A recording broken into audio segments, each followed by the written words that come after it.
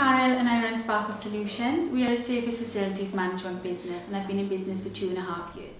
My biggest challenge to date has been expanding into new services. So predominantly we started as a cleaning business and then I saw a gap in the market for an all-in-one branded service business.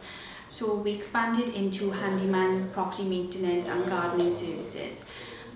We did that all at once. So in future going forward it would probably be to launch one new service at a time. I'd say my proudest moment was when I graduated and then a couple of months later won Young Entrepreneur of the Year in the South Wales Business Awards. And for me that was a proud moment because it actually showed me that I could do it, and if I could do that in 1 year, what could I do in 5 or what could I do in 10? My best marketing advice is to look after your customers and your marketing strategy will look after itself.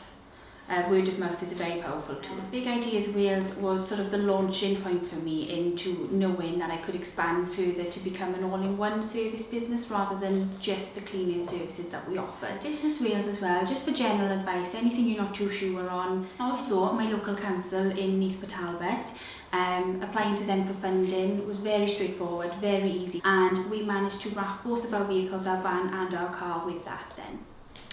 I think the main characteristic of a successful business person is integrity. I think you have to be a good, honest person to want to create a team and build a brand.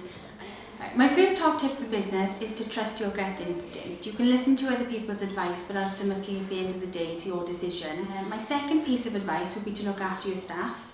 Happy staff make a happy business, and without them you can't grow your business to become what you aim for it to be. And my third top tip would be to look after yourself.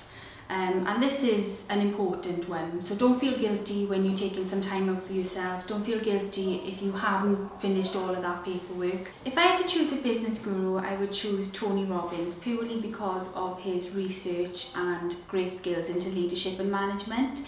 I think he'd be perfect for myself as a small business owner who wants to create and build a national brand.